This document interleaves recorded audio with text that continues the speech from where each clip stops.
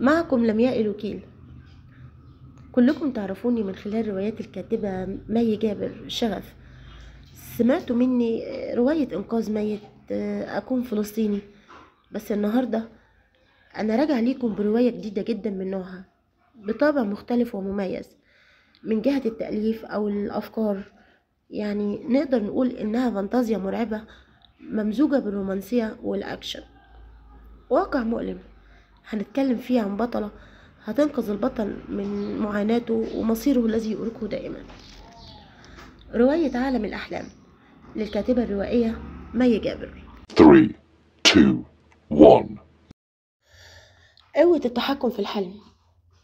جوه أحلام كل واحد مننا موجود آلاف من الأبواب المقفولة اللي ما ينفعش نقرب منها أبدا مهما يحصل، لأن القرب منها مش هيجلب لينا غير الخراب والشر. الحياة لما بتاخد مجراها وبنمشي في طريقنا اللي مكتوب لينا ما بنقدرش أبدا نهرب من قدرنا المشؤوم.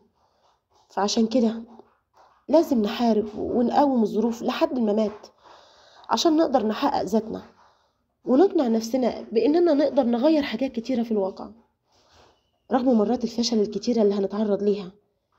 لكن لازم نحاول ونحاول ونحاول عشان نقدر نلاقي نفسنا، ونقدر كمان نحافظ على اللي بنحبهم ونحافظ على وجودهم دايما جنبنا.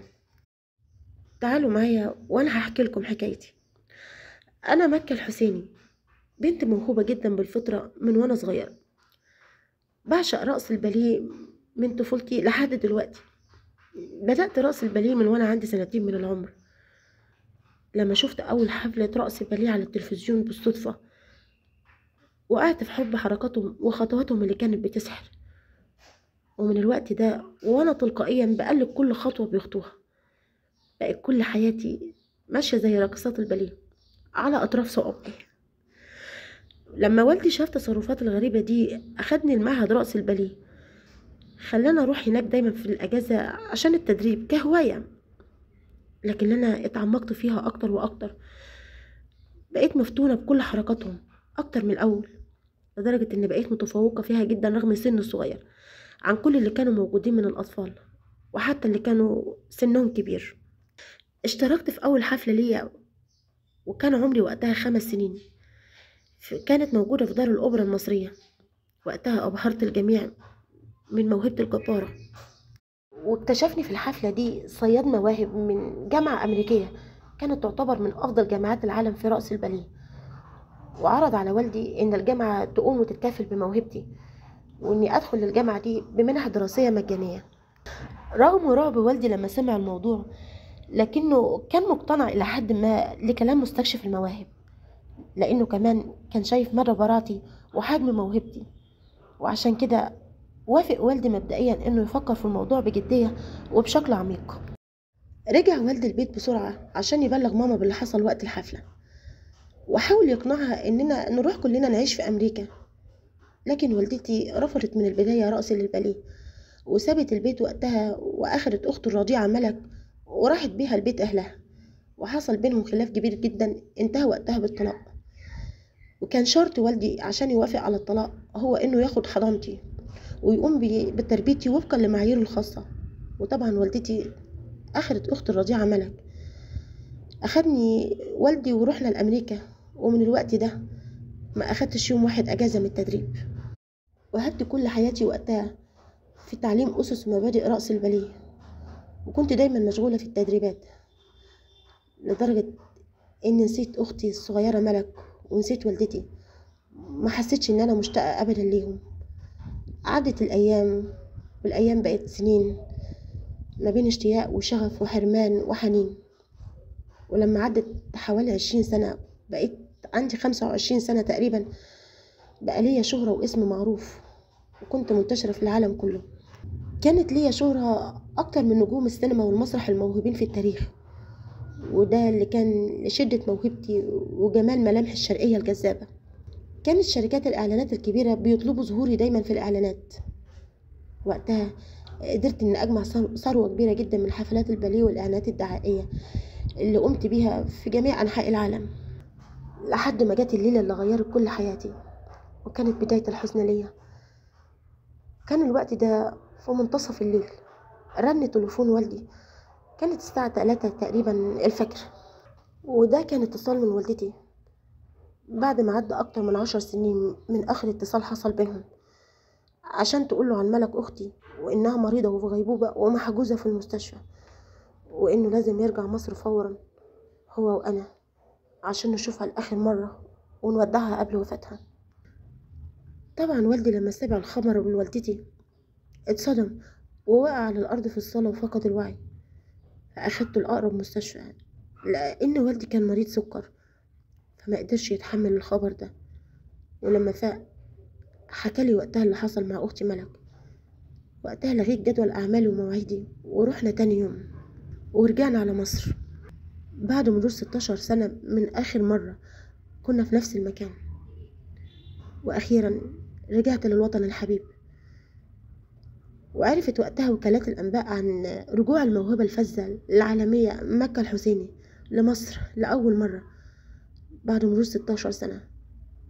لقيت هناك الصحفيين والمعجبين منتظريني في المطار، وكانوا بيستقبلوني استقبال ترحيب جامد جدا. راحت مكة على الألوان اللي أخدته من والدتها عشان تدور على جوز أختها وابنه، بس كان المحل مقفول. فطلعت مكة للشقة في الدور الرابع، ولما دخلت الشقة حست بأشعريرة قوية غريبة في جسمها. حست بوجود شيء خفي بيلمس كتفها من ورا. لكن مكة إنسانة متحضرة وعملية، عمرها ما آمنت بوجود أشباح أو الأشياء الخارقة أو حتى الأرواح.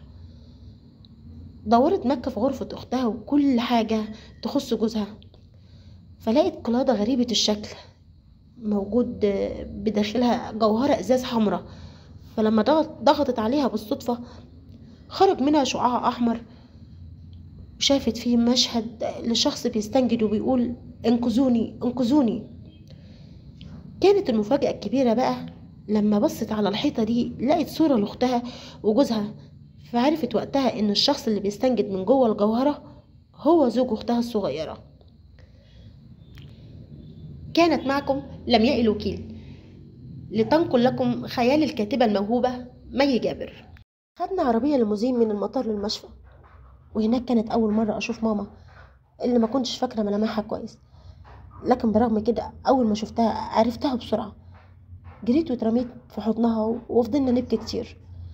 ساعتها دخل بابا عشان يشوف أختي ملك الصغيرة لأول مرة. بعديها أخدنا ماما ودخلت جوه عشان أشوفها أنا كمان وأطمن عليها. لكن لما شفتها حسيت إحساس مريب، لأنها كانت غريبة جدا رغم إنها كانت نايمة. كأنها كانت متحوطة بهالة من السواد بتمنع أي حد من إنه يقرب منها. ساعتها ماما قالت لنا إن ملك متجوزة وعندها ولد عنده سنة اسمه سفيان. بابا قال لها متجوزة؟ انت بتقولي ايه؟ دي عندها 20 سنة بس، ازاي تجوزيها صغيرة كده؟ ساعتها ماما قالت له بنتك كانت عنيدة وكانوا بيحبوا بعض وكانت مصممة على الجواز منه. ساعتها بابا قال لها انت ازاي تجوزيها من غير ما تسأليني عن رأيي؟ مش انا برضه ابوها ولا ايه؟ ردت ماما وقالت له ابوها اللي سابها وهرب وهي لسه بترضع، وكمان هي رفضت تخليني اعرفك. ساعتها بابا رد عليها بكل غضب وقال لها انا ما اتخليتش عنها، انت اللي كنت ست انانيه وعايزه تدمري مستقبل بنتك الموهوبه عشان مش عايزه تبعدي عن اهلك وحياتك هنا. انت اللي دمرتنا مش انا. ساعتها قلت لهم هما الاتنين مش وقت الكلام ده، المهم دلوقتي فين جوزها وابنها؟ ردت ماما وقالت ما اعرفش. سالها بابا يعني ايه ما تعرفيش؟ ردت ماما وقالت له كانوا معاها وقت الحادثه وجابها جوزها على المستشفى وبعد كده اختفى هو وابنهم ومش عارفه اوصل له. قصدك تقولي ان هو هرب بالطفل؟ ردت ماما عليه وقالت له وليه هيهرب يعني؟ امال ليه اختفى؟ ردت ماما وقالت له مش مهم، المهم دلوقتي بنت هيحصل لها ايه؟ ساعتها قلت لماما ما تخافيش يا ماما، هاخدها معايا امريكا وهعرضها على افضل المستشفيات هناك. تفتكر هتبقى كويسه يا بنتي؟ اكيد طبعا يا ماما، اكيد طبعا هتكون كويسه ما تقلقيش. هو دلوقتي فين عنوان بيتها او شغل جوزها عشان اروح انا بنفسي ادور عليهم؟ هما كانوا ساكنين معايا في نفس الشقة، وده عنوان شقتنا، وهو شغال في محل الموبايلات في نفس العمارة في الدور الأرضي. خلاص يا ماما، خليكوا انتوا مع ملك وانا هروح ادور عليهم. هتروحي لوحدك يا بنتي؟ مش هتعرفي تروحي ولا تيجي، انت لسه جديدة على البلد. رد بابا وقال لها ما تخافيش، بنتك ذكية تقدر تلف العالم كله لوحدها. انت متأكد انها هتبقى كويسة لوحدها؟ ما تخافيش، هي هتعرف تتعامل. تأليف مي جابر، أداء صوتي لمياء الوكيل.